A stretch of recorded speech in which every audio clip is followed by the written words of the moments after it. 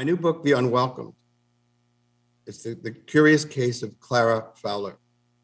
And this happened from 1898 to 1901. And basically what it comes down to is a contemporary of Sigmund Freud named Morton Prince worked with the famous William James, the novelist Henry James' brother, and the famous scientist, invented abnormal psychology and was the first to teach it at Harvard University.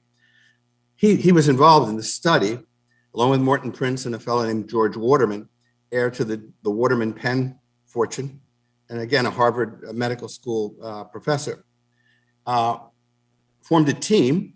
The other side of the team was Leonora Piper, who was the most famous spiritualist at the time, and a guy named Richard Hodgson, who was president of the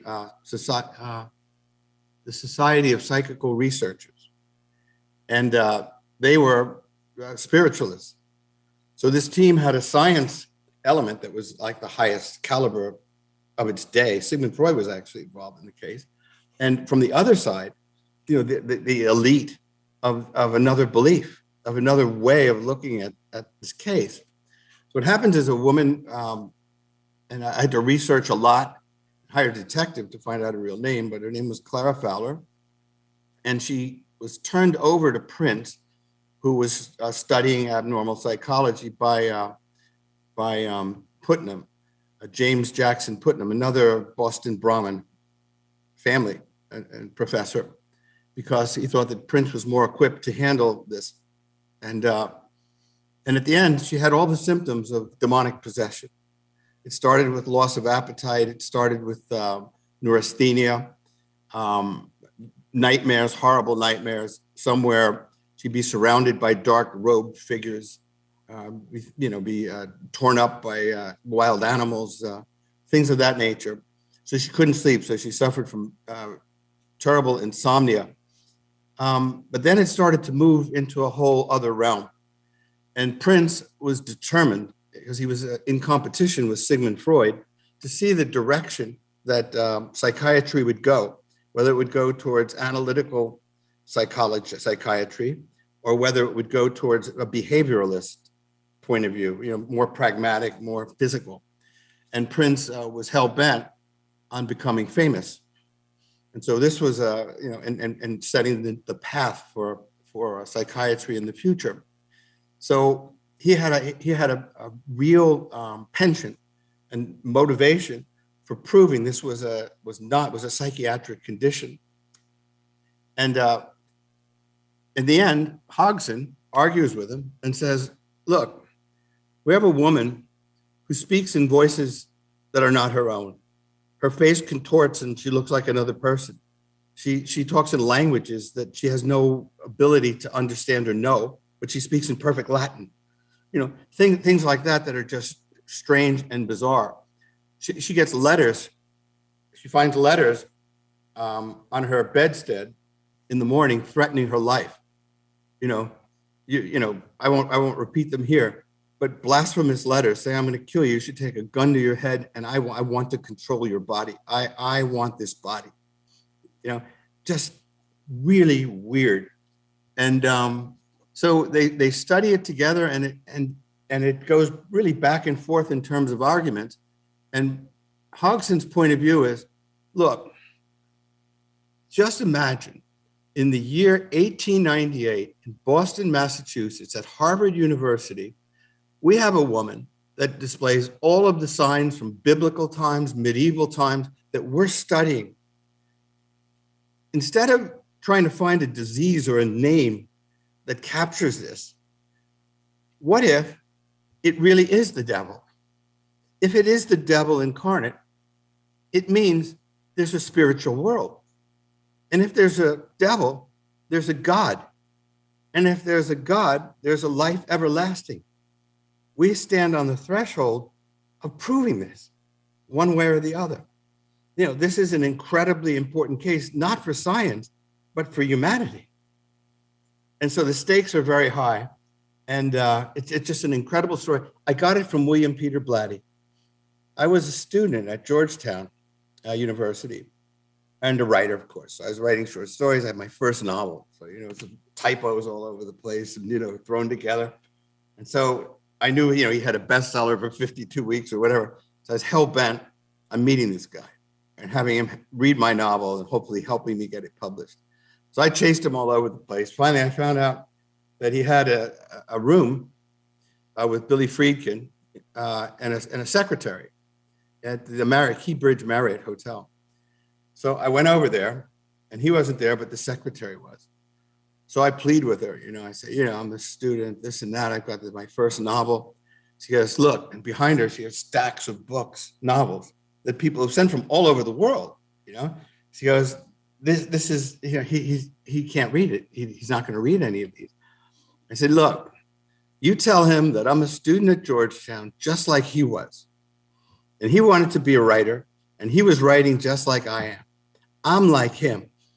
He comes from Hell's Kitchen in New York. I come from Newark, New Jersey. All right. My father was a truck driver. His father deserted him, and his mother made a living selling jams and cleaning houses. I said, we're alike. Just tell him that. She goes, all right, look, I'll give it to him, and I'll tell him what you said, but that's it. I said, that's all I'm asking. So I go home for Thanksgiving, and I get a call from Blatty. He goes, I love your novel. Wow, this is incredible. I'd like to meet with you. So we meet, and he says, the novel is too personal.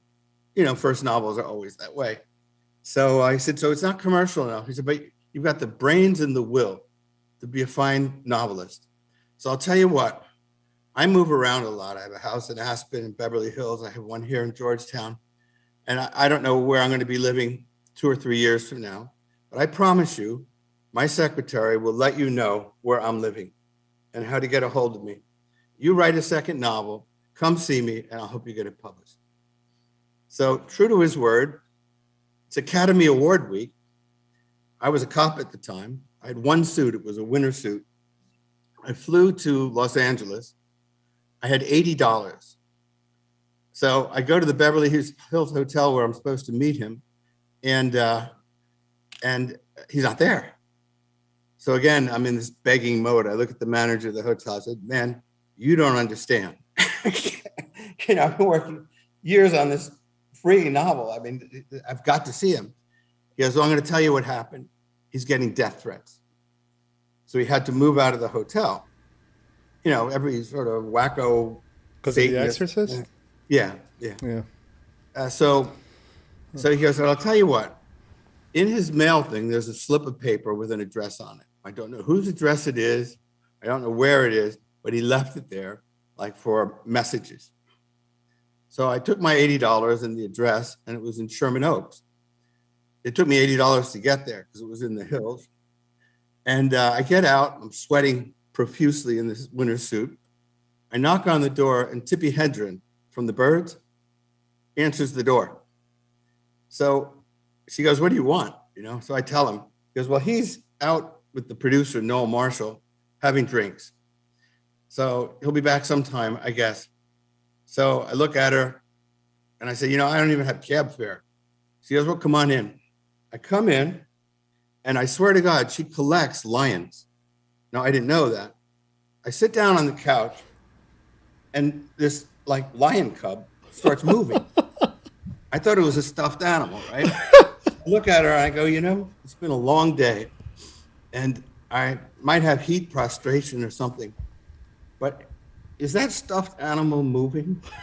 She goes, oh, that's my lion. I swear then another one, long and big, starts brushing up against my leg like a cat would, right? So I go, is this dangerous? She goes, not if you don't try to hurt me. I said, well, I have no intention of hurting anyone. She goes, then there's no problem. So Blatty comes back, takes us out to dinner. We all go to dinner. Tippi Hedren and her daughter, Melanie Griffith. And so we go out to dinner. Blatty does exactly what he said he'd do. He looks at the book, which was a spy novel called The Indian Point Conspiracy, about terrorists taking over a nuclear reactor in New York. So he said, well, I'll do it. I got it published, a small publisher. He goes, but I'm going to tell you something. I was going to write a book but I'm not going to do it. I decided to do something else. And it's about this woman who was studied at Harvard University. And it's the most credible case of demonic possession I've come across. It's documented up and down, the letters, the notes, the doctor's handwritten notes, they're all there on file, and it's there for you. I will call the library and get you access. And you've got a best-selling book. And that was The Unwelcomed, the curious case of Clara Fowler. I tried to write it back then, which would have been the early 80s, but I couldn't do it. I wasn't talented enough to capture another time. I could write a spy novel, I could write something contemporary, but it's very difficult to go back 100 years, 150 years and capture the times and whatnot. So I tried unsuccessfully and then went back to the kinds of thing I was writing, and it didn't get published. But then about 2 years ago, I said, this story is just too good. And maybe now with the experience that I have, and the techniques that I've learned, I can do it. And I did. It's called The Unwelcomed. And is it out yet, or is it coming out? It'll be out in September or so of this year. Okay, I'm definitely gonna get hooked up with that. I'll tell you, I say it's about murder, science, and demonic possession. And actually, there are a couple murders involved that are spine chilling. It becomes a detective story almost. So it's really a good one. It sounds like it kind of rolls in a lot of the interests and themes that you already know how to deal with. Exactly. And I appreciate too the not doing it until you felt you were ready. Yeah. I mean, that's I didn't know if I was ready. Decision. As you know, you embark on a movie or a project that's ambitious, and it's almost like, I don't know, a tightrope walker or something. Say, I got to go from this building to that one, and it's a little windy and this and that. I'm not sure I can do this, Yeah. But then when you do, it's incredibly gratifying. And, the people involved in the book are Harry Houdini, who was very famous then, William James, as I mentioned, H.H. Holmes, who was hanging around Jack the Ripper. They're all in this sort of time period. And they link. And it's just an extraordinary ending. I look forward to reading it. That's a great backstory, because we always hear about, like, Melanie Griffith grew up with parents who had lions and all that, and on top of all of the experiences you've had, that just was like to me is a cherry on top. Like, among your friends, you must be the buddy with all the stories, the drinking buddy with all the stories, It's not so much like that. I mean, writers are different personalities, and I'm not as gregarious as you might think, and I have my girlfriend, and we have great times together, and I teach graduate school. I teach doctoral candidates creative writing, but in terms of backslapping and being this great raconteur, no, not so much. But I can tell a good story. Yeah, sure as shit can.